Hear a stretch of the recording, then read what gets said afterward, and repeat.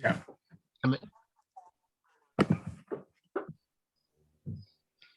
Iawn, wel, noswaith dda bawb, siwr i chi gyd, a chroeso i sesiwn hanes a thirtadaeth garddio yng Nghymru.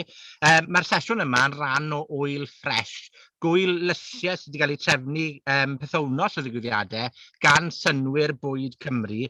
Mae llawn gweithgareddau a digwyddiadau i ddathlu'n tirtadaeth a'n dyfodol ni fel gwlad o ran cynhyrchu llysiau. A sôn tipyn am y ffordd i ni fynd ati fel gwlad hefyd i arddio a hefyd cynhyrchu bwyd ein hunain. Adam Jones ydw i, a dwi'n arddwr o'r Orllewin Cymru. Dwi wedi bod yn garddio'n frwd ers rhyw 20 mlynedd. Dwi'm yn cofio pryd gychwynnodd pethau. O'n i'n cropio'n rownd gardd yn Nhad Cu, ysgol brofiad yn Nhad Cu, a'r gymdogaeth o'n i ran ohoni. A yn rhannu y sesiwn gyda fi heno, mae'r awdur nodedig Carwyn Greves. Carwyn, sut ti'n hoffi cyflwyno dy hunan? Ie, yn falch iawn. Ddim yn awdur nodedig o gwbl, ond mae'n braf cael bod yma. A wedyn, dwi'n dod o Gaerdydd yn wreiddiol, yn byw yn Gyfyrddin bellach. Ac mae gwreiddio'r teulu mewn mwy nag un ystyr, a dwi'n defnyddio'r gair gwreiddio o ran gwreiddiau llysgeuol y teulu yma yn y Gorllewin. Y llun sydd tu ôl i fi yw gardd yn hen wncl, ger Abereiron, gyda gwynllant yn o'n las lan ar y bryn tu ôl, a wedyn o Tyci. Fel fi'n gwybod sy'n wir i ti hefyd, Adam, yn ysbrydoliaeth mawr i mi o ran tyfu llysiau pan o'n ni siŵr o fod yr unig blentyn yn ei arddegau yng Nghaerdydd rhyw 15 mlynedd yn ôl oedd yn gwneud yn tyfu llysiau rhywbeth mor uncŵl â hynny. Ond, felly dyna rhyw flas bach yma. Dyn ni ffodus iawn mae gyda ni ardd fan hyn, a mae 2 o blant bach dy fi, a dwi'n siŵr bydden nhw'n well arddwyr na fi. Mae hwnna'n, fi'n credu, Carwyn, ti'n taro'r hoelen ar ei phen cyn bod ni'n cychwyn y sesiwn, sef y cyswllt yna gyda'n cyn-deidiau ni, ein tytcys ni, y cenedlaethau o bobl o'n blaen ni. A fi'n credu bod hwnna'n gosod y cyd-destun yn ei le o ran trafod hanes garddwriaeth yng Nghymru. Jyst i gyflwyno chydig o reolau ti cyn bod ni'n symud ymlaen i gael sgwrs go iawn. A licen i pwysleisio mai sgwrs yw hon heno, achos ni'n awyddus i arbrofi ac archwilio beth yw ein cyswllt ni gyda garddwriaeth yng Nghymru, a sut mae hynny mewn ffordd wedi datblygu dros ganrifoedd. Nawr, mae gyda ni canrifoedd i drafod heno, a gobeithio gallwn ni dal hynny i gyd mewn cwta awr. Ond o ran y reolau ti, os gyda chi unrhyw gwestiwn, nodwch hynny yn y sgwrs os gwelwch yn dda, gydag wrth ochr eich cwestiwn, a bydd Sian Elin wedyn y ran synwyr bwyd Cymru yn tynnu'r cwestiwn hynny yn sylw ni. Mae gyda ni sesiwn 4 rhan, ble byddwn ni'n archwilio datblygiad yr etifeddiaeth garddio, o le mae'r syniad yma o arddwriaeth Cymreig wedi dod, ble mae hynny'n arwain hynny, wedyn, a hefyd byddwn ni'n cloi lle byddwn ni'n dod i gasgliad ac yn cael trafodaeth. Ac o ran y trafodaeth hynny, byddwn ni'n annog chi gyd unrhyw sylwadau, unrhyw gwestiynau i gyfrannu, achos ni'n awyddus i gael y sgwrs hynny. Nawr, dwi'm yn gwybod os ych chi'n arddwyr brwd, ond fel garddwyr, mi allwn ni drafod moron hyd syrffed. Allwn ni drafod moron am noson gyfan. Hynny yw, mae digon gyda ni i gnoi cil yno. Ond wrth gychwyn falle bod yn syniad i ni edrych ar y cefndir hynny. A dwi'n mynd i ofyn cwestiwn ychydig yn brofoclyd falle, Carwyn, os gai. Hynny yw, pam i ni'n meddwl am garddwriaeth a garddio? Ni'n dueddol o feddwl am Gymdeithas Gerddwriaeth Frenhinol, yr RHS, a'r gerddi mawr bonedd yma, ledled y byd. Hynny yw, ydy garddwriaeth wirioneddol yn rhywbeth sydd yn perthyn i'n hetifeddiaeth ni fel Cymru, neu ydw e'n rhywbeth ni jyst wedi cymryd yn rhan o'n diwylliad ni yn lle ddiweddar? Wel, cwestiwn gwych. A dwi'n meddwl yn achos Cymru, mae'r cwestiwn yn un mwy pryfoclyd nag y bydde fe mewn achos lot o gymdeithas eraill, achos Cymru yw'n yr unig genhedloedd ar wyneb y ddaear las lle mae gyda ni lysieun fel symbol cenedlaethol adnabyddus a hir hoedlog, hynny yw y genhinen. Cymru yw gwlad y genhinen, pa wlad arall sy'n gyda'r traddodiad. Mae'r traddodiad yn mynd nôl canrifoedd, ddim yn gwybod yn union pa mor hir, ond sicr yn yr 11 ganrif ar 15, mi oedd pobl Cymru yn cerdded o gwmpas ar ddydd Gŵyl Dewi yn gwisgo cenhinen. A does na ddim gwlad arall, mae yna gwledydd gyda blodau a gwahanol anifeiliaid fel symbol, ond Cymru gyda llysiau hyn. Ar yr un llaw mae hynny'n wir, ar y llaw arall, wrth i ni feddwl am ddiwylliant Cymraeg a Chymreig, wrth i chi, os edrychwch chi yn y llyfrau hanes, yn enwedig yn yr iaith Gymraeg, gwelwch chi chydig iawn o gyfeiriadau at arddwriaeth yn ei chrymswth ac at dyfu llysiau a ffrwythau yn fwy penodol.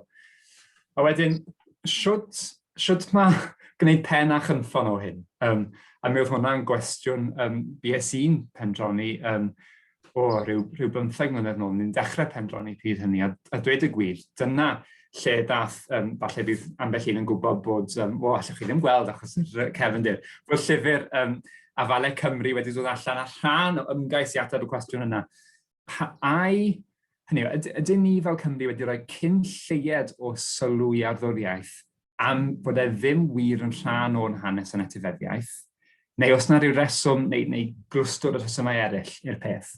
A'r ateb, a dwi'n mynd yn fwy ar gyhoeddiedig o hyn wrth i amser fynd yn ei blaen, ac wrth i'r tystiolaeth gronni, dwi'n meddwl mae'r ateb yn glir iawn, sef bod hanes tyfu llysiau yng Nghymru yn un hir, yn mynd nôl i gyfnod y Rhufeiniaid a chyn hynny, bod yna dreftadaeth a thraddodiad yna sy'n ddi-dor a sydd yn cwmpasu bob rhan o gymdeithas o'r bonedd gyda'i gerddi ffurfiol a gerddi miriog i'r werin bobl ac cefn gwlad a thref, pob un rhan, dwi'n gwybod mae hwnna'n dweud mawr, mae'r dystiolaeth yna ar gyfer pob canrif yn ein hanes, pob heinen o'r gymdeithas, pob ardal o Gymru, ac eithrio mynyddoedd Eryri.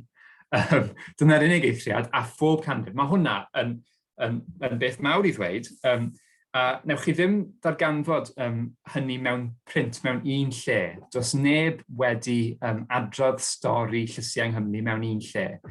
Ond os ych chi yn twrio, mae yna benod yn y llyfr sydd gen i'n dod allan ymhen rhai misoedd, os ych chi'n twrio, mae'r stori yna, a mae'r genhinen yn ei chanol. A wedyn, dyna'r darlun mawr, yn siŵr allan ni fynd mewn i rhai o'r manylion, ond... Dwi'n meddwl, Carwyn, byddwn ni fel Cymru ddim o reidrwydd yn gwneud y cysylltiad yna rhwng y gynhinen. Mae'r gwisg gynhinen yn dy gap a gwisgu yn dy galon. Mae e'n rhan o'n gwead ni, ein balchder ni. Byddwch chi'n, fi'n meddwl, yn gweld hi'n anodd bod hyd i unrhyw ardd lysiau yng Nghymru sydd ddim ar ryw gornel o gennin yn tyfu ynddi. Felly ni'n gwybod bod hynny yn deillio o oes pell iawn. Felly mae hwnna'n gosod mewn ffordd rhyw fath o sylfaen, yn dwi?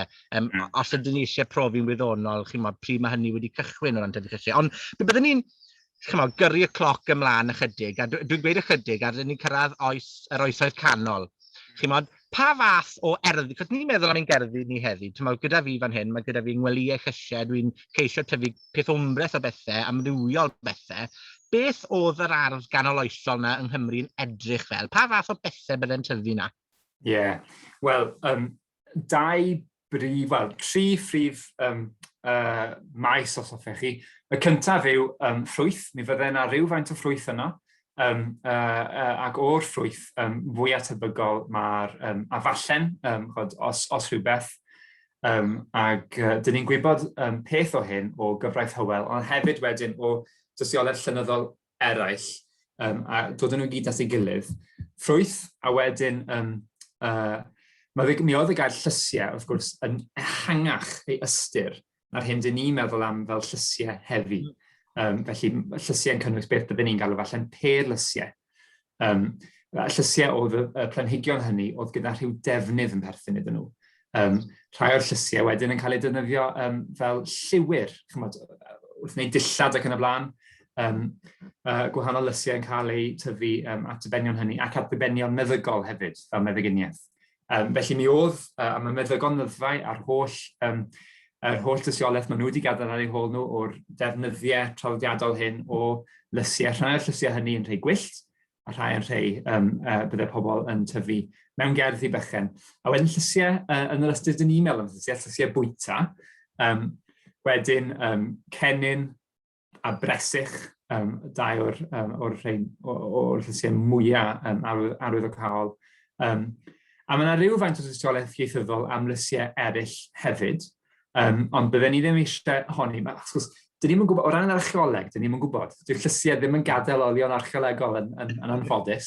Felly, mae tipyn bach o waith detectif, ond ambell i beth fel cyfnodion yr abatau a'r mynachlogydd, nid yn unig o'r hyn o'r oedden nhw'n tyfu ar eu safle nhw eu hun, ond hefyd mewn sefleoedd eraill. Felly mae Esgobaeth Tŷ Ddewi wedi gadael olion o'r flwyddyn 1326 yn sôn am erddi llysiau yn tyfu cennin bresych a fale mewn 4 man ar draws Sir Benfro, nid yn unig de Sir Benfro, lle bydd y pobl yn meddwl, wel, wrth gwrs nhw'n tyfu llysiau fyna gyda tir bras a hinsawdd mwyn, ond hefyd lan yn y gogledd. A wedyn mae hwnna yn helpu. Mae'r darlun yn ddarniog ac yn fratiog, ond os ydych chi'n rhoi pethau at ei gilydd, mae'n dod yn gliriach ac yn gliriach. Yn sicr, erbyn i gyrraedd oes Elizabeth a'r Tuduriaid, yna mae'r darlun yn dod yn llawer mwy cadarn. Sori, o'n i'n dala Claren, dim yn... O, na ni, sori. Mae Claren yn wario weithio. Ond mae yna bwynt fyna, dwi'n meddwl, o ran y syniad yma o lysiau yn ehangach o ran planhigion sydd iddynt defnydd, achos un o'r pethau sydd yn anharo i o dy glywed i'n sgwrsio fyna nawr, Carwyn, yw, yn amlwg, does yna ddim lot o lawysgrifau falle, neu gerddi neu farddoniaeth yn cyfeirio at gynnyrchu bwyd, yn does? Ond ni yn ymwybodol o'r rinweddau meddygol sydd gan nifer o'n planhigion cynhenid brodorol ni. A dwi jyst yn meddwl yn ymhen, dwi'n chi'n meddwl am un yn barod llysiau'r cywion. A dwi'n cofio'r enw Saesneg, ond chwyn sy'n tyfu yn fynych yn ein gerddi ni, a yn amlwg, nhw'n bwyta fe i gywion. A does dim gyda fi unrhyw dystiolaeth i ddweud bod hynny'n enw canoloesol, ond byddai'n ddiddorol i wneud ychydig o waith neu ymchwil i entymoleg geiriau planhigion cynhenid a gweld faint ohonyn nhw sy'n cynnwys y gair chys a chysiau, a bosib bydde hynny'n peintio'r darlun o'r hyn oedd gyda ni yn ein gerddi tu hwnt i'r hyn yn ein fforio wrth fynd am dro. Ie, yn union. A mae yna bethau eraill fel yng Nghyfraith Hywel, mae yna gofnodion sy'n sôn am y dirwy bydde rhaid i rywun talu petai henefeiliad nhw yn mynd i ardd lysiau a bod rhaid codi ffensys o gwmpas yr ardd. A wedyn, trwy gyfeiriadau fel hynny a pethau yng ngwaith y beirdd hefyd, ti'n gallu creu darlun weddol cwmpasog o'r hyn oedd yn cael ei tyfu mor bell yn ôl ar oesoedd canol. A wedyn, ond os ni'n symud ymlaen i gyfnod Elizabeth a'r canrifoedd diwetha, a mae'r dystiolaeth yn mynd yn llawer mwy cadarn. A mae yna bethau, wedyn, yr hyn sydd â chi mewn gwirionedd yw 2 draddodiad gwahanol, a maen nhw'n dod ynghyd. Yr un yw traddodiad y bonedd, traddodiad y gerddi mawrion, traddodiad y gerddi miriog, llefydd yn ein ardal ni fel Middleton, lle mae'r Adfotaneg heddi, Aberglasni wrth gwrs, Dinefwr, a sawl fferm arall. Llefydd sydd erbyn hyn yn ffermydd, ond a oedd, rhai ganrifoedd yn ôl, yn 2 bonedd, gyda gerddi miriog. Mae yna sawl fferm yng Nghymru, lle mae clos y fferm, neu biarth y fferm, neu pa bynnag gael chi'n defnyddio, yn reiddiol yn ardd firiog, oedd yn tyfu llysiau, sy'n gryn syndod, dwi'n pobl ddim yn gwybod hynny. Ond ty beth, ar yr un ochr mae ddechrau traddodiad yna, a mi oedden nhw yn agored iawn i ddylanwadau o'r tu allan. A dyna sut mewn gwirionedd, roedd llysiau newydd, ffrwythau newydd, syniadau newydd yn dod mewn i Gymru. Ac am amser hir, mi oedd, o ran astudio y maes hwn, mi oedd pobl yn meddwl, wel, mi oedd yna rwyg rhwng y bonedd a'r werin, ond os rhywbeth falle gorbwysleisio y rhwyg yna, nath cenhedlaeth o haneswyr, a mae yna genhedlaeth ifancach o haneswyr wedi dod trwyfodd, a wedi ail edrych ar y dystiolaeth, a gweld, wel, aroswch funud, pwy oedd yn tyfu, pwy oedd y garddwyr, pwy oedd yn gweini, pwy oedd y bwdleriaid yn y tai mwy, pwy oedd yr hwsmon gais wedi mynd erbyn hyn, ond y stiward mewn ffordd. Pwy oedd nhw? Wel, yn amlach na heb, bobl lleol. A mi oedden nhw'n gweld yr hyn roedd ei meistri yn ei bwyta, ac yr hyn oedd yn cael ei tyfu, nhw oedd yn gwneud y tyfu, nhw oedd yn paratoi'r bwyd.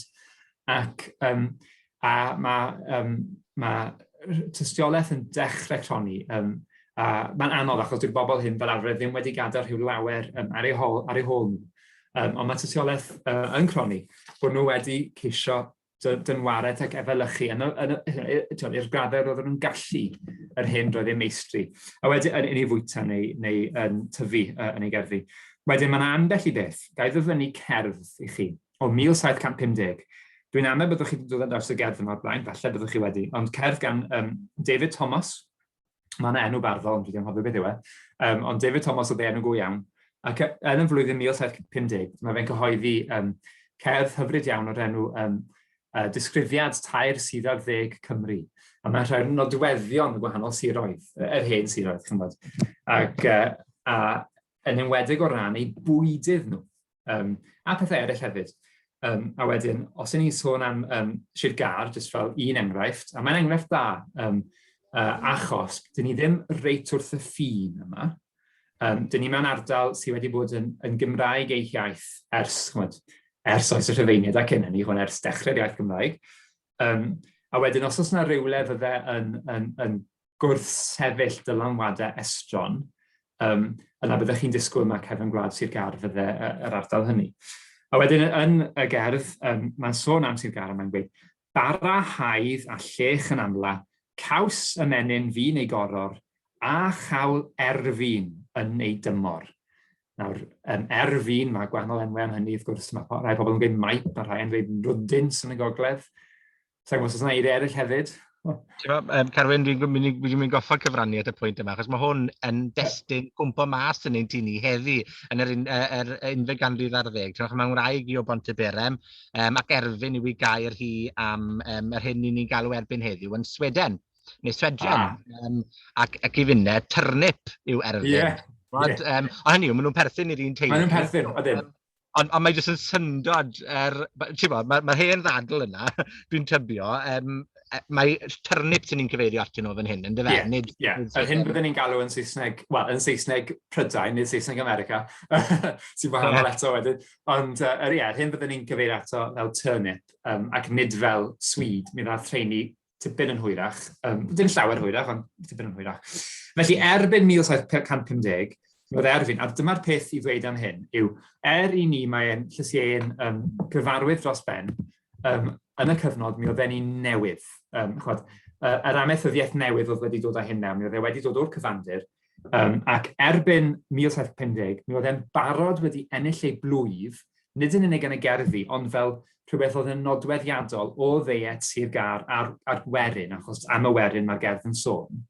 A chawl erfyn yn ei dymor, mae'n sôn am Morgannwg, a mae'n sôn am chawl cennin yn ei dymor. Felly mae'n sôn am nodweddion gwahanol, hyd yn oed o ran y llysiau oedd yn cael ei defnyddio. Dyma'r y gerdd, mewn picynnau cawl y cennin. Dwi'n yn gwybod yni, ond beth mae picynnau yn golygu yma, ond mae'n ddiddorol iawn, mewn picynnau cawl y cennin yn Morgannwg. A wedyn mae hwnna, y peth sy'n arwydd cael am hynny, mewn ffordd, nid y turnips ei hun, nid yr erfyn ei hun, ond y ffaith bod nhw'n newydd, a'r ffaith bod nhw wedi cael eu mabwysiadu gan y werin bobl. Oedd yna agored i ddylanwadau o'r tu allan. Ac wrth i ni symud ymlaen mewn amser, cyn i ni symud ymlaen mewn amser, o'r un cyfnod, sôn am Gyfyrddin, mae yna map yn Llyfrgell ac yn archifau Sir Gar, map o dref Cyfyrddin o'r flwyddyn 1726. Eto, fi eisiau pwysleisio bobl, mae hyn cyn yr rheilffyrdd, mae hyn cyn papurau newydd. Mae hyn cyn i'r dylanwadau torfol dod mewn gyda oes Victoria, cyn y mudo mawr, a mi oedd y Cymru bryd hynny yn agored yn ei gerddi i dylanwadau ac i bethau newydd. 1726, mi oedd tref Cyfyrddin dros chwarter tir y dref yn ôl y map yma, dros chwarter y tir o fewn y dref ei hun yn erddi. Y gair sy'n cael ei ddefnyddio yw gardens, a mi oedden nhw yn gwahaniaethu rhwng nid yn unig rhwng gwahanol defnydd tir, a mi oedd gardd yn y cyfnod hwn ddim yn golygu lle i fynd i ymlacio. Mae eiriau eraill am hynny. Mae gardd yn golygu lle mi oedd yna llysiau, hynny yw, llysiau fwyta a perlysiau. A wedyn, oedd pobl yn rhoi amser i hyn ac egni, ti'n modd? Fi jyst yn mynd yn haro i Carwyn, ti'n sôn am gyfyrddin o ran yr erfyn, bod e'n llyseien modern yn ei gyfnod. Mae'n bosib bod greiddiau hanesyddol cyfyrddin fel lle nodedig, ti'n modd, wedi sefydlu porthlaf ar yr afon, lot o fasnachu'n digwydd ar yr afon Tywyn yn ystod y cyfnod hynny. Fi'n credu mae yna ddau beth yn digwydd yn does. Yn amlwg, dwi'n meddwl, mae'r syniadaeth yma o gerddi bonedd mor wahanol i'r hyn sy'n digwydd yn gymdeithas ehangach yn cael ei chwalu, achos pwy bydde wedi dod â'r pethau modern yma i gyfyrddin i gychwyn, mae pobl sy'n cyfoes, achos bydden nhw ddim wedi gallu, dyw dyn gyffredin ddim yn mynd i deithio ar mordeithio o amgylch y byd, ond hefyd falle mae'r ffaith mae yn Sir Gyfyrddin, oedd yr arloesi chysiau yn ei gyfnod. Ydy hwnna falle yn, os gael fod yn hollol hunanol fel brodor o Sir Gyfyrddin, ydy hynny yn arwain i falle i edrych ar Sir Gar fel sir benodol? Di'n gywir i nodi, mae'n ddrych o Gymru yn dweud, mae gen i Ucheldir, Aberafonydd mawr, Tir Fflwythron da, ond hefyd Tir Garw Gwlyb. Mae Sir Gar siŵr fod yn wych yn dweud. Mae Sir Gar un da i ganolbwyntio arno fe. Allwn ni ddim wneud holl Gymru, ond wedyn dim Sir Gar yw'r gorau. Os ych chi eisiau tyfu llysiau yng Nghymru, ewch lan i rannau o Sir y Fflint, ewch i Ddyffryn Clwyd, ewch i unrhyw le yn Sir Fynwy, ewch i Fro Morgannwg. Mae yna fannau yng Nghymru sydd yn well na'i gilydd o ran tyfu llysiau. A mae Sir Gar rhywle yn y canol. Maes yfed a Meirionnydd fydde'r mwyaf heriol. Byddwch chi'n rhoi Sir Gar rhywle yn y canol. A wedyn yn hynny o beth, mae yn un da i ddefnyddio fel enghraifft. A wedyn ni'n sôn am Erfyn, a bydd pobl yn gwrando ac yn meddwl, wel, dyw hwnna ddim yn ddiddorol iawn. Chi wedi sôn herbyn hyn am gennym bresach ag Erfyn. Well, come on, tell me something new, math o beth. Wel, mi na fi. Trwy ddechrau gyda, wel, yn gyntaf, Castell Cyfyrddin. Castell Cyfyrddin, cyn y diwydiannu, cyn y rheilffyrdd, mi oedd yn adfail yn barod, wrth gwrs, erbyn diwedd yr Oesol Canol. Ac yn y cyfnod yma, cyfnod dan sylw, na i ddarllen ysgrifiad yn Saesneg, dyma'r geiddiau greiddiol teithwraig o Loegr, oedd yn ymweld â Chyfyrddin, a mi oedd hi'n gweud, Catherine Sinclair, the ruinous castle of Carmarthen has been entirely monopolized for gardens and orchards by a gentleman who grows vegetables in the ancient kitchen, where once they were cooked, and picks his dessert in the old dining hall and buttery, where the grape is now enjoyed in a less jovial form than it assumed within those walls in former days. A mae hwnna yn wych. Yn yr adfail, a mi oedd yr un peth yn wir yn Talacharn, a fi'n siŵr cestyll eraill hefyd. Mi oedd pobl, meddyliwch am erddi miriog, a'r pam gerddi miriog, wel achos bod y gwres yn cael ei gadw mewn, yn cael ei adlewyrchu i'r planhigion, rhywfaint o gysgod rhag gwyntoedd cas, a hefyd gallu helpu o ran rhew hefyd ar waliau sy'n gwneud y de. A mi oedd pobl, 300 mlynedd yn ôl, yn manteisio hynny, yn o leia rhai o adfeilion cestyll Cymru i dyfu llysiau, a glwswch chi yna grawnwyn. Mi oedd pobl yng Nghastell Cyfyrddin yn tyfu grawnwyn 300 mlynedd yn ôl. A wedyn, enghraifft arall, os cafi o'r un cyfnod, dwi'n ddyledus i Sarah Fox ymchwilydd am hyn. Mi ddarganfoddodd hi yn yr archifau yn Llyfrgell Genedlaethol rhywbeth o 1819, rhywfaint yn ddiweddarach, ond eto cyn yr oes diwydiannol, cyn yr rheilffyrdd ac yn y blaen. A lle mae Llyfrgell Cyfyrddin heddiw, a mae yna maes parcio mawr tu ôl i'r Llyfrgell.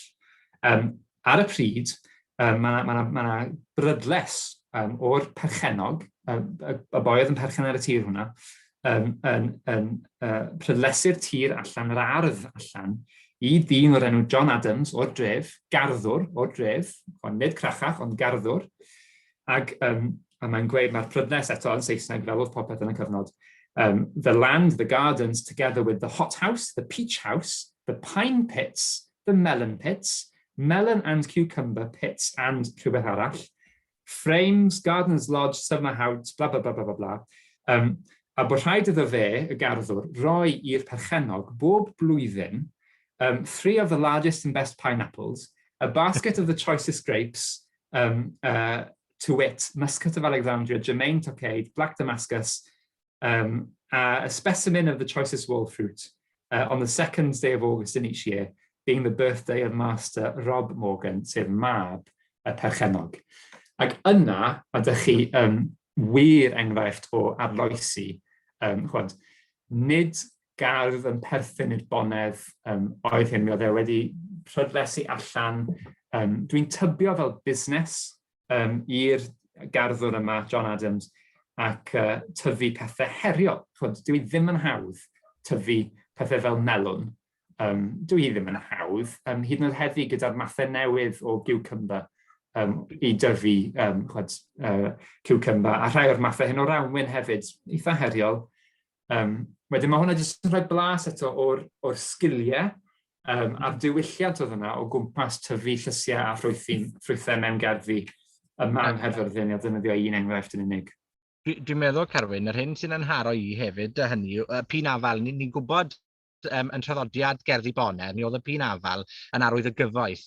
Mi oedd y gerddi bonedd ei hunain yn defnyddio'r pin afal, ond nhw'n renti fe i gniawau ledled o wlad i tua profi bod nhw'n gyfoethog. Felly dychmygwch sefyllfa le mae gyda chi dysgwlwch ar y bun afal yma, dwi wedi tyfu yn Neuadd Middleton Engres yn Llanarsne, oedd e'n arwydd o gyfoeth. Felly i fi, pam ni'n edrych ar y syniad yma o arddio tu hwnt i'r gerddi bonedd, garddio domestig, gan defnyddio'r gair domestig yn ysgafn fan hyn, ond garddio ar raddfa werinol, fi'n meddwl mae'r ffaith bod John Adams yma wedi bod yn tyfu pin afal, mae wedi adnabod yr hyn sydd yn mewn ffordd yn bwysig i'r bonedd, mae wedi ailgreu ac wedi tyfu fe ei hunan fel rhyw fath o, tal o ran y brydles, ond mae'n dangos bod y sgiliau wedi trosglwyddo wedi gadael yr haen foneddugaidd yma ac wedi symud on mas i'r gymdeithas, achos nid John Adams, bod gyda ni dystiolaeth, mae rai bod yna degau o John Adams ledled Cymru yn does, chi'n modd gyda'r un feddylfryd wedi cael yr un profiad. Felly, o ran sgiliau garddio, faint o dystiolaeth sydd gyda ni, Carwyn, o faint o bobl leol bydde wedi bod yn nghlwm yn y gerddi yma yn y dre yng Nghaerfyrddin. Chi'n modd, nid jyst gerddi bonedd, ystadau tai mawr, ond yn y gerddi yn gyffredinol. Pwy bydde wedi bod yn garddio yna? Ie, o ran ystadegau, sy'n ni'n tybio bod y wybodaeth ar gael, ond mae eisiau gwneud mwy o waith i fynd ar ei hôl nhw o ran cyfrifiad a'r dystiolaeth yna.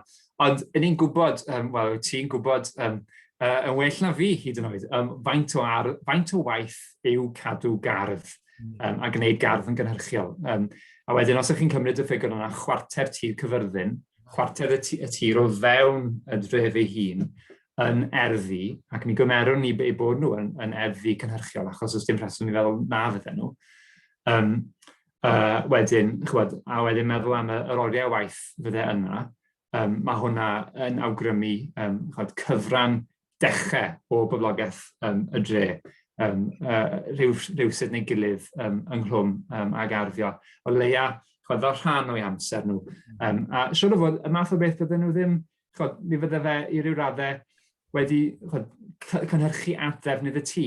Mae gyda chi bobl fel John Adams, pam oedd e'n tyfu pin afal, fwy na thebyg i geisio gwerthu nhw, achos bydde un pin afal yn gallu dod â swm go dda i rywun o ddosbarth mwy gweithiol. A wedyn, y bobl eraill, pethau fel y gerddi cennin hyn, wel, pam bod cynlleied o gyfeiriadau atyn nhw, wel, am fo hynny jyst yn rhan eitha cyffredin o fywyd o ddydd i ddydd. A dwi'n eisiau rhamantu fan hyn. O ran hanes, mae'n bwysig deall natur hanes. A wedyn, mae yna lot o bethau sy'n mynd mlaen mewn bywyd. Does neb yn gwybod, bydd neb yn gwybod yn y dyfodol fy mod i yn gwneud yr hwfro yma adre. Achos dwi ddim yn mynd i fod mewn neges testyn gen i, dwi'n mynd i fod mewn e-bost gen i, dwi'n mynd i gadael olion ar fy ôl sy'n dweud bod fi'n golchi llestri yn hwfro. Ond mi ydw i'n gwneud yn rheolaidd dros ben. Yn treulio oriau bob mis yn gwneud y ddau beth yna.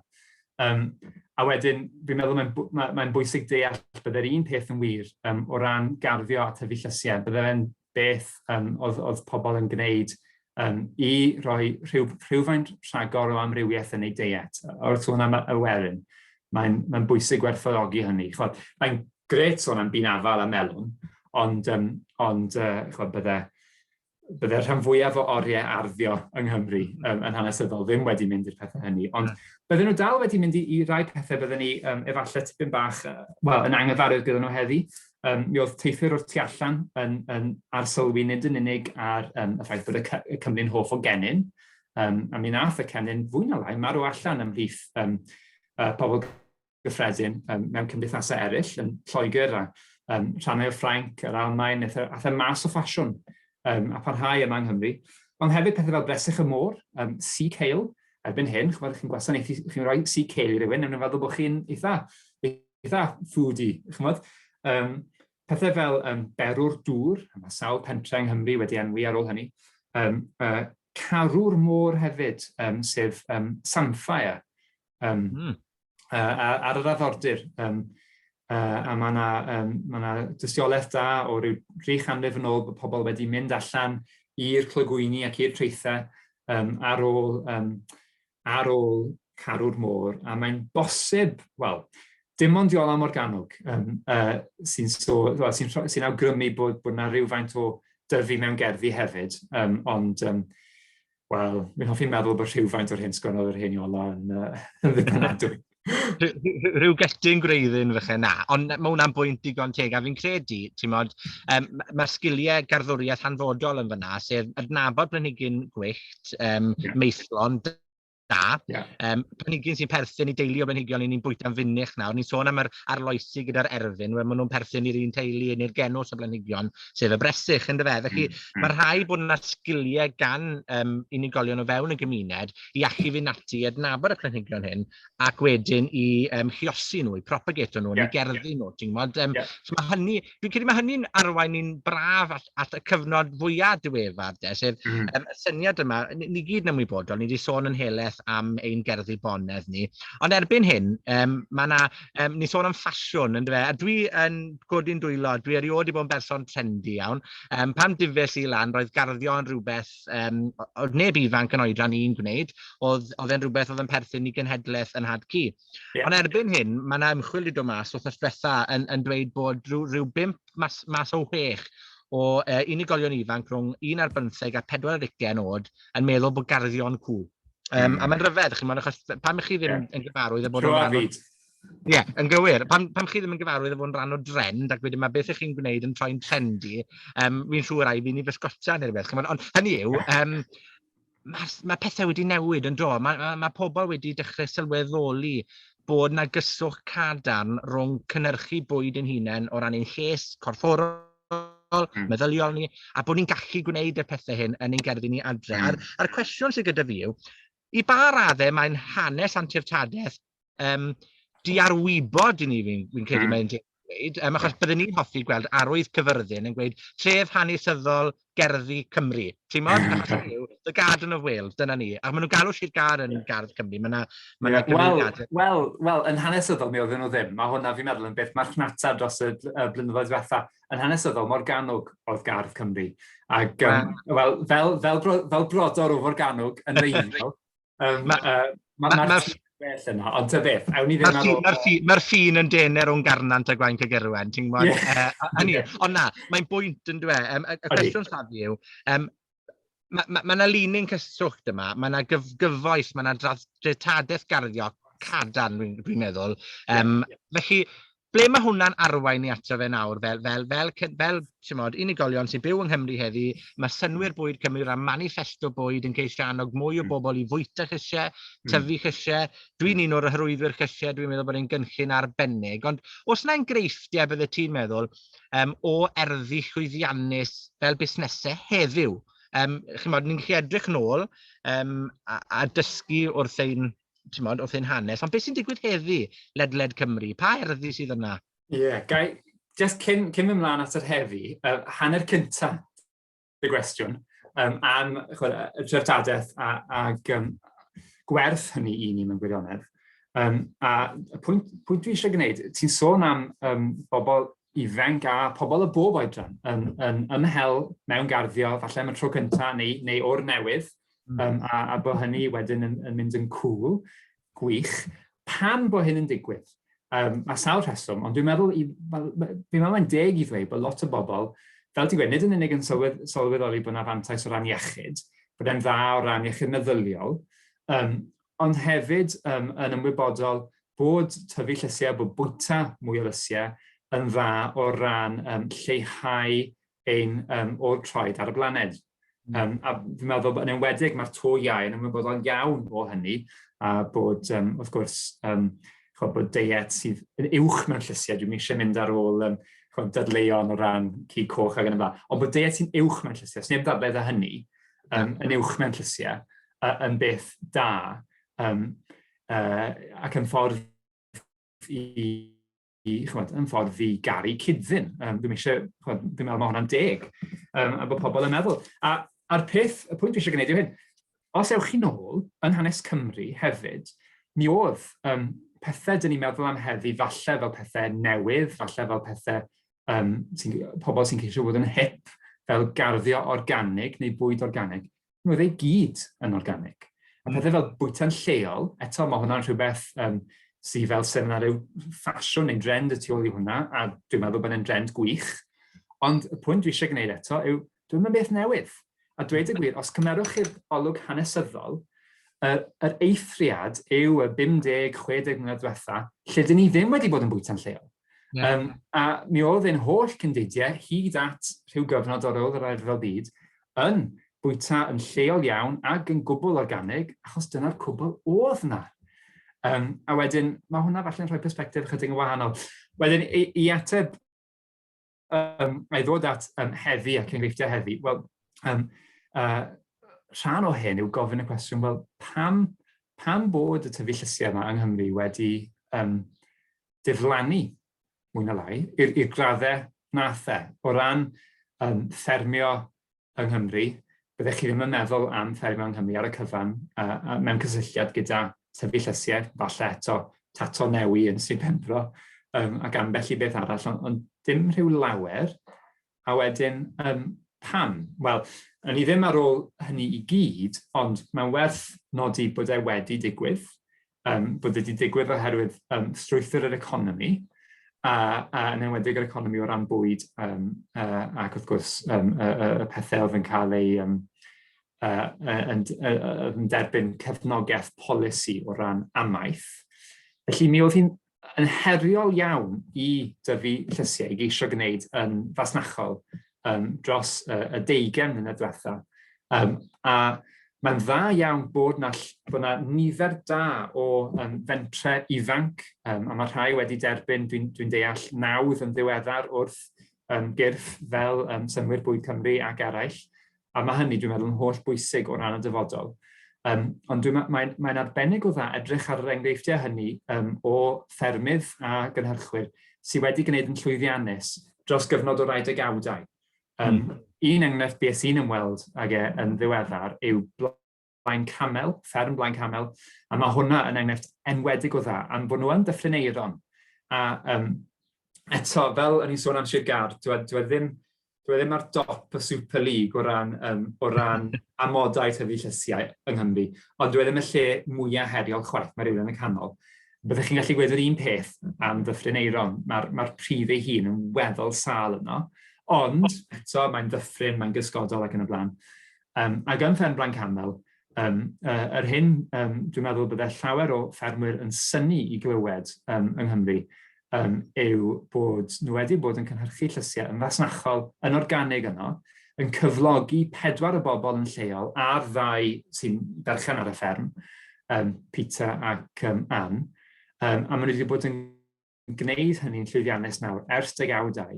A dwi hincwm nhw ddim yn dod o fwthyn gwyliau neu o gael maes gwersylla. Dwi'n gwybod bod pethau hynny'n bethau gwael o ran allgyfeirio, ond mae'n profi bod modd ar ddim mwy na 30 o erwau i dyfu llysiau yng Nghymru, os oes da chi'r sgiliau, i dyfu llysiau yng Nghymru, gael marchnad yng Nghymru, dyn nhw ddim yn gwerthu y tu hwnt i Gymru erbyn hyn, mae marchnad yn llwyd yng Nghymru, ac llysiau maen nhw'n gwneud.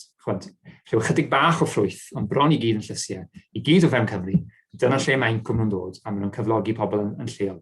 Nawr, os allan nhw'n neud mae hwnna yn fodel y gellir ei ddyblygu mewn mannau eraill ar draws o wlad.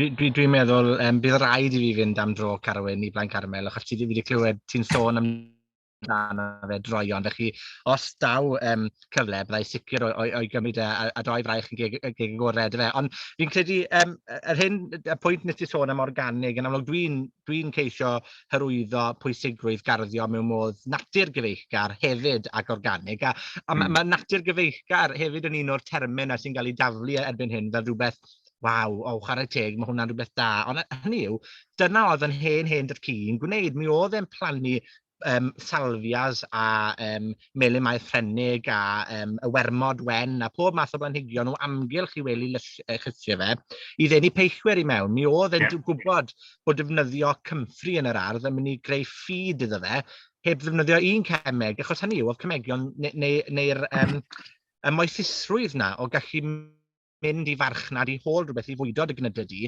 ddim yn rhywbeth oedd yn digwydd. Yn credu mae'r masnach eiddio garddwriaeth yn ystod y 60au mlaen i'r 80au, byddwn ni'n dweud, yw'r cyfnod tywych na o ran y cynnydd mawr ar raddfa eang. A dwi'n dweud hynny yn ddiflewyn a dafod, achos mi oedd e'n gyfnod tywych, le o'n i'n dibynnu ar gymegion yn ein gerdd ni. A fi'n cofio sgwrsio gyda'n Nhad Cu, a dwi'n Nhad Cu ddim gyda ni rhagor, fi'n cofio un peth na stico gyda'n Nhad Cu pan oedd e'n sôn am i gyndeidiau fe yn garddio, oedd, ond nhw'n neud lot fwy o ddefnydd o'r hyn oedd gyda nhw'r stepyn y drws i gymaru â fi.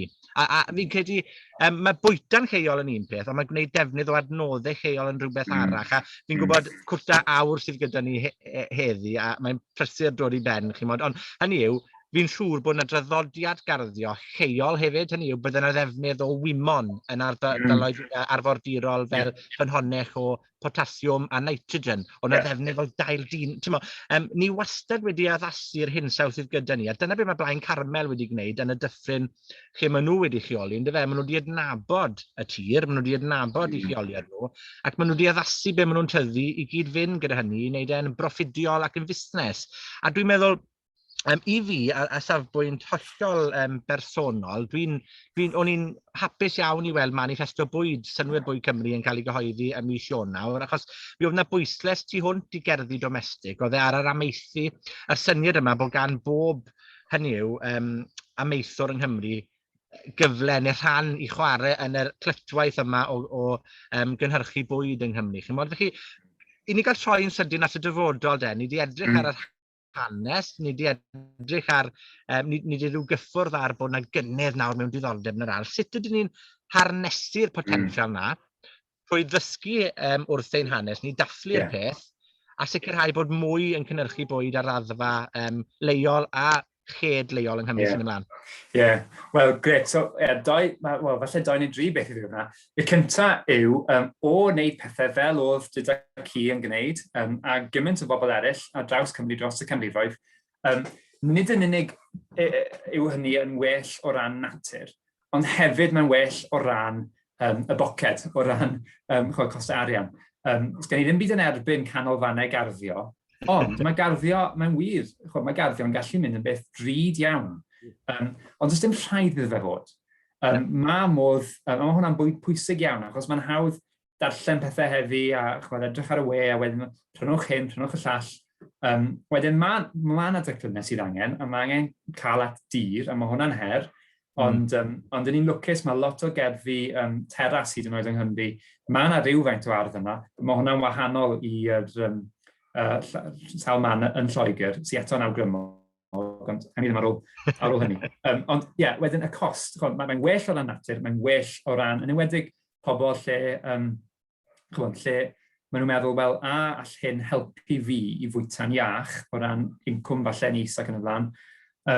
Wedyn, mae wersi, a dwi'n meddwl bod yna fwy o wersi yno, na sydd eto wedi cyrraedd yr ymwybyddiaeth cyhoeddus.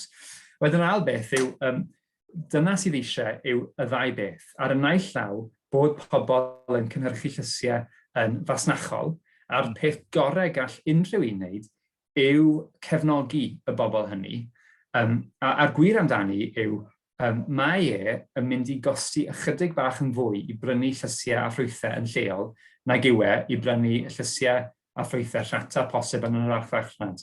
A dwi'n ymwybodol bod hwnna yn her i bobl, ond yn gymaint a sydd yn bosib, a dwi'n allai roi llawr, allan ni ddim fforddio fan hyn i brynu popeth. Ni'n neud beth ni'n gallu, ac ni'n prynu rhywfaint o Lidl, dau o blant ifanc, dwi'n eisiau bod yn onest fan hyn, a jyst gweud, rhywfaint ni'n prynu o Lidl, rhata posib, a rhywfaint ni'n cael trwy focs lysiau o'r fferm. A dwi'n hwnna ddim yn torri'r banc, ond ni'n falch ni'n gallu cael y bocs lysiau yma, achos ni'n falch bod ni'n gallu fforddio i dalu rhyw chydig yn fwy, achos, gwir amdani, os ni ddim yn talu chydig mwy, mi fydd yr hinsawdd a, sori ddweud hyn, ond cenedlaethau dyfodol, ond hefyd pobl heddi mewn rhannau eraill o'r byd, ecosystem Sbaen. Ecosystem Sbaen sy'n dioddau am fod gormod o lysiau yn cael eu cynhyrchu yma, allan o dymor, gyda chwynladdwyr, a raddfa eang, a mae'n difethau gwlad nhw. Wel, a ddyle fod ots gyda fi yn ei gwlad nhw? Wel, dwi'n meddwl dyle fod. Na i wneud beth gallai, a wedyn mae prynu'n lleol, mae'n golygu rhywfaint yn fwy.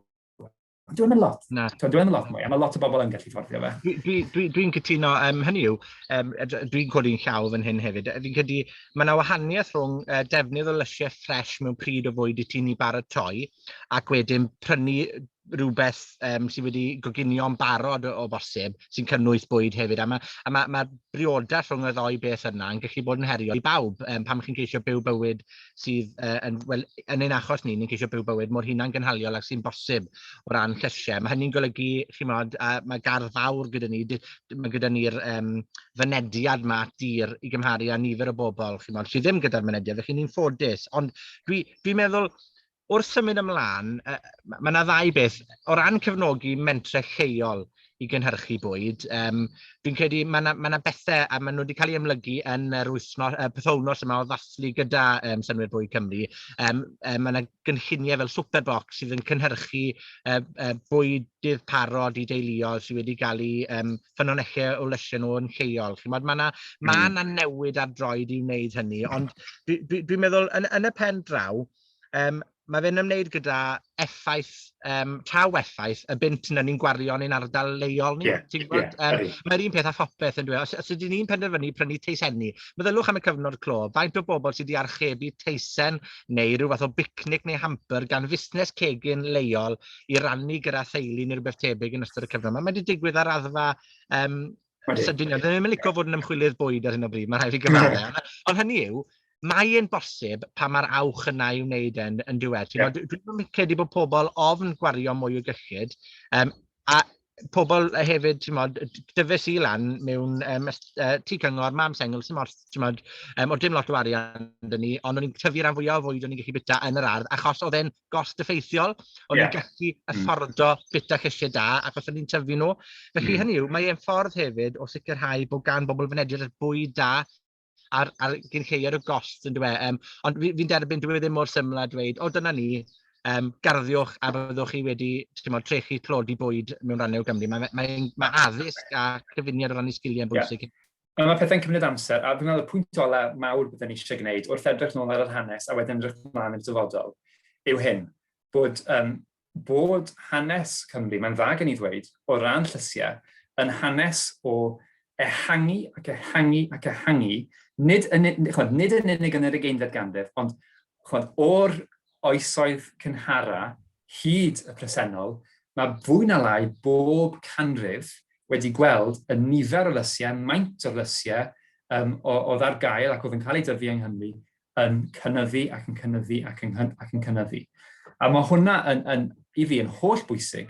Mae'n rhan o'r naratif hanesyddol sydd dwi'n meddwl yna yn ein ymwybyddiaeth cenedlaethol ni, a mae'n dangos y trajectori i'r dyfodol, sef, dwi'n meddwl, bod nid yn unig bod y dylen ni, ond bod angen i ni gydnabod bod ni'n gallu parhau i ehangu yr amrywiaeth o lysiau dyn ni'n tyfu. Mae dyn ni hinsawdd ar y cyfan, mae yna ardaloedd heriol, ond ar y cyfan, mae dyn ni hinsawdd arbennig o dda i dyfu llysiau, ac dyn ni'n hynod o ffodus os mae'r hinsawdd yn newid yn y cyfeiriadau ni'n disgwyl iddi newid.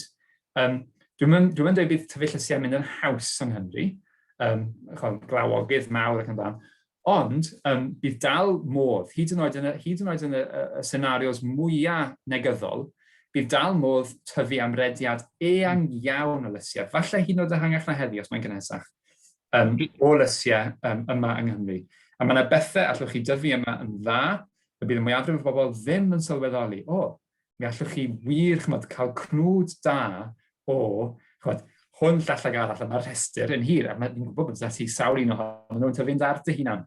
Ti'n llygad y le, Cari, a byddwn ni'n gweud, o ran hinsawdd Cymru, mae'n cael ei ddefnyddio weithiau fel fath o chwedl, eisiau chwalu'r chwedl yna, bod dim modd i ni dyfu pethau ar raddfa, neu hynny yw, amrywiaeth o lysiau yn ein gerddi ni. A dwi wedi bod yn amlwg yn garddio tipyn ar y we yn y 2-3 blynedd diwetha, so mae 'da fi dilynwyr o bob cwr o'r byd, chimod, o Australia, Corea, De America, a maen nhw gyd, un peth maen nhw gyd yn dweud o hyd, bod nhw'n grysynu ac hefyd yn eiddigeddus o y math o bethau allwn ni dyfu yng Nghymru. Pethau fel sinsir, pethau fel, ti'n gwybod, twrmeric. Pwy feddyliau byddech chi'n tyfu twrmeric yn ein hinsawdd ni yma?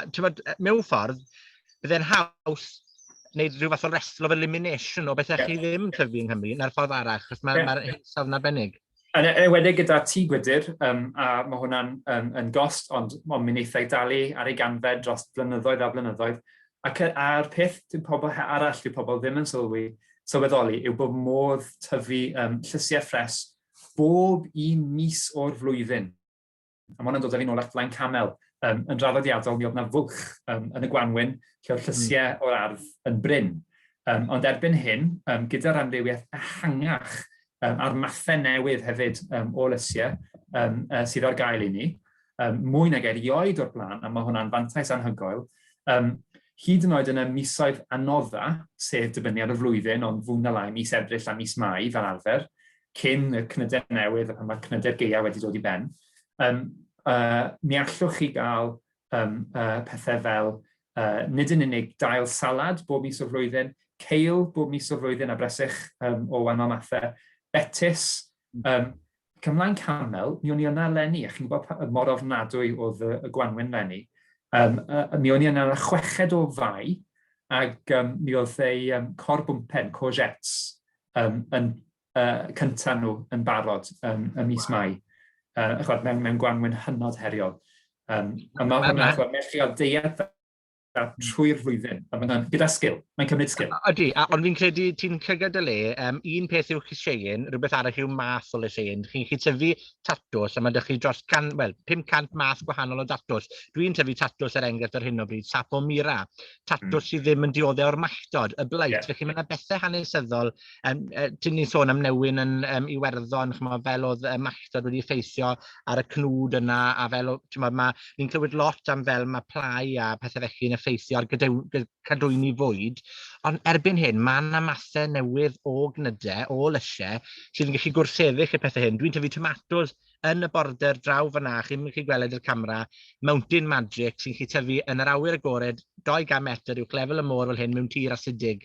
Hynny yw, does na ddim terfyn os ni'n gwneud ychydig o ymchwil o'r mathau sy'n tyfu, a mae yna chynnydd anferth erbyn hyn yn yr llysiau lluosflwydd, y perennial vegetables. So, oedd Carwyn yn sôn am y cêl, chi'n gwybod, mae yna bob math o perennial cêl i gael, mae yna bob math o fresych perennial. Mae gyda fi enghraifft leni rhywbeth o genw Austrian tree cabbage, neu bresych Austria, dwi'n ei alw fe, dyna'r enw newydd Cymraeg yn feddwl i.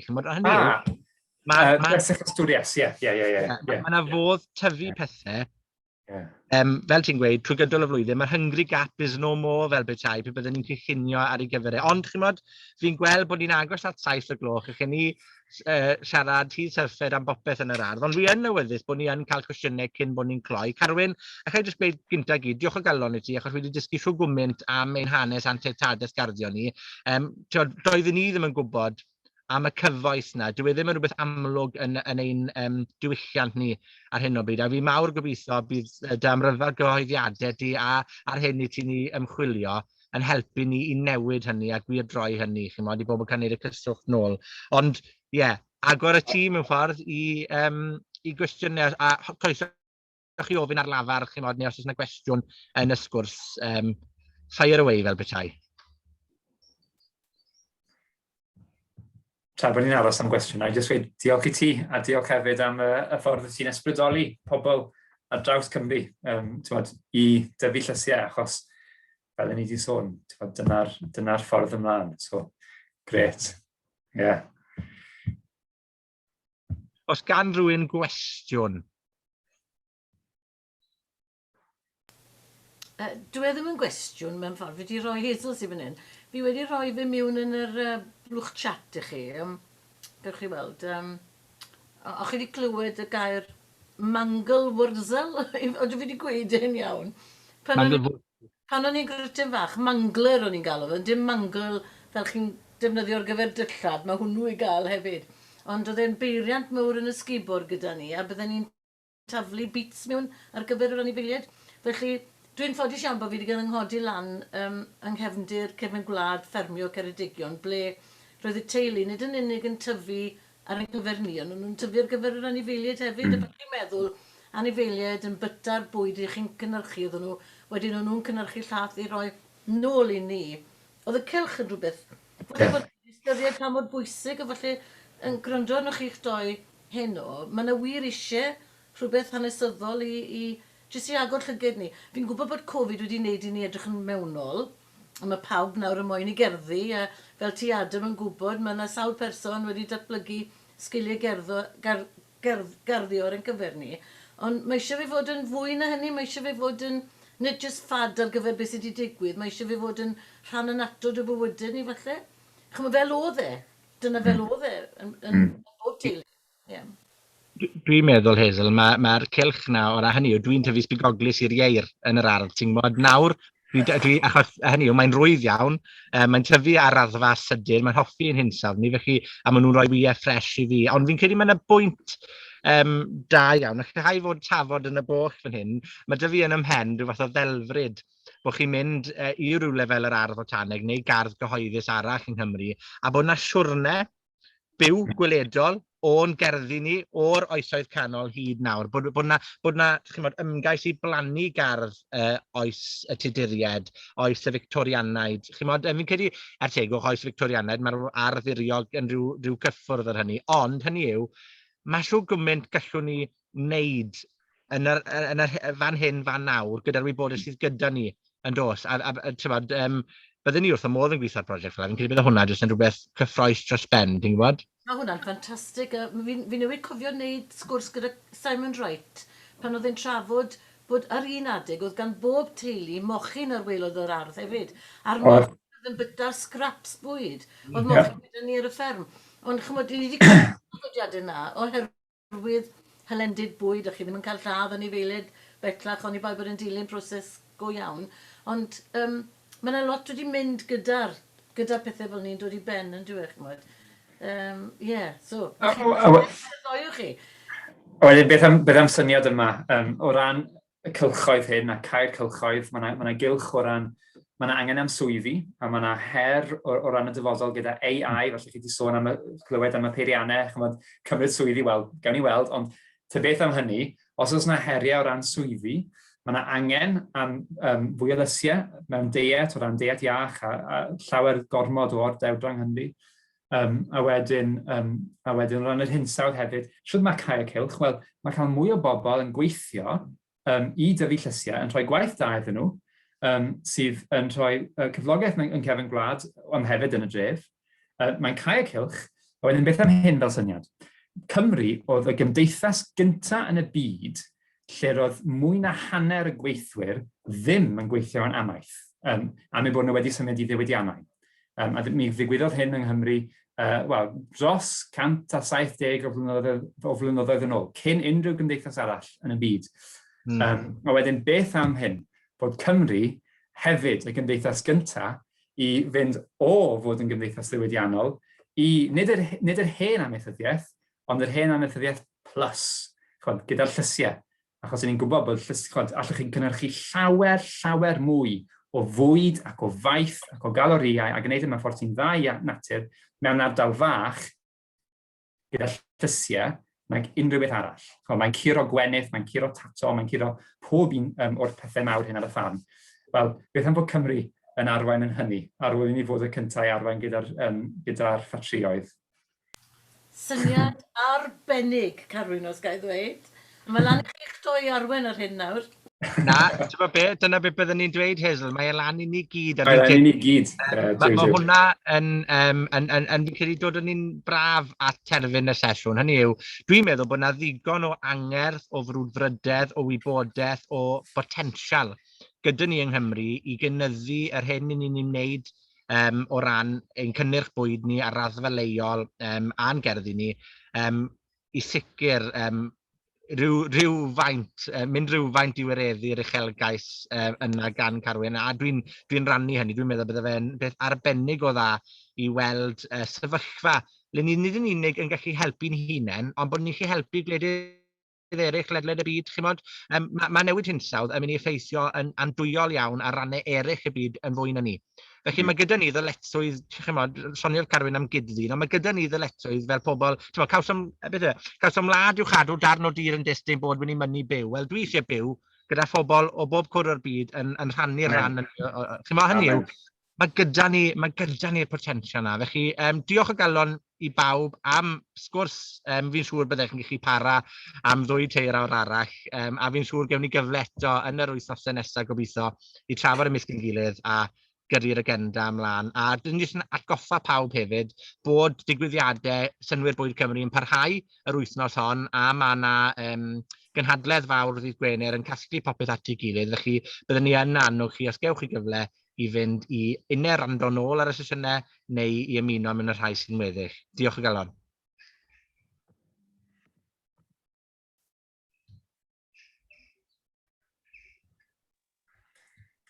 Gret.